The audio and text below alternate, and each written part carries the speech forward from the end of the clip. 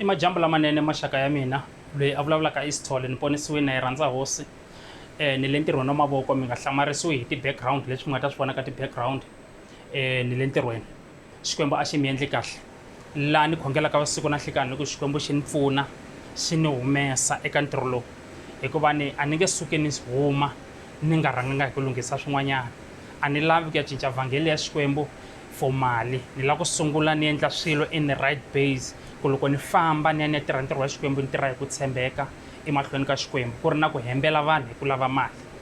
Xikwembu xi mi pfuna ni tile ku ta ni ta vulavula na n'we majambu lama did you know i eheding ya mehe leswi Xikwembu xi ni pfunaka hi yona majambu lama ku a ni ta mi vutisa kumbe ni ta vula ni ku did you know evuton'wini bya n'wina ku na va did you know lavo tala ngopfu lava ku a mi va fikeleli vunyingi bya n'wina mo vona swilo swi ri ku endlekeni mara ku endleka yini ku ze swi fikela laha mi nga fika mi ri koho sweswinyana mi trepekini ka leswi mi nga trepeka ka swona swa tsandza ku huma ene kokwala ka va did you know vo valava ku na ti-question to tala leti pfumalaka tinhlamulo did you know ku evuton'wini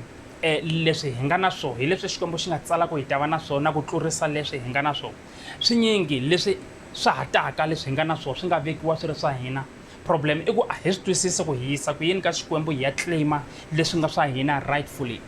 did you know ku vanhu vo tala lava sukaka va famba va khendla va ya tinyangeni va khendla ku na protocol leyi fanelaka tinyanga ti yi landzelela number 1 nyanga yi fanele ya ka spirituality ya connecta na va ka n'wina lava nga yetlela lava nga hundza emisaveni laha ni nga yi hlamuselaka video yin'wanyana ku hi vanhu va koho lava va connectaka na tinyanga va kotaka ku va tinyanga ti va accessa hi lava kalaka va nga pfaleliwanga i paradise lava kalaka va nga pfukanga na Kreste so loko yi ya nyanga ya fika yi ku kombela ka vona va le hansi va release ivi va ku teka va ku veka ka xikalo xa evaluation ka nganga leyi u yaka u ya khendla ka yona va cheka ku wa qualify ku va nga ku khendlisa leswi u swi lavaka na and loko va fika va kuma ku wa qualify a wu qualify hi timhaka ta kumbe nkarhi wun'wanyani wo swi kota ngopfu kumbe u na potential ngopfu kumbe spirituality xa wena xi high u qualify because of leswi u nga nyikiwa swona wa ha bebukiwa kumbe tilo ri nga ku nyika swona u nga se ze u tswariwa swi le mavokweni ya wehe n'wini ku u swi landzisa ku yini now the thing i ku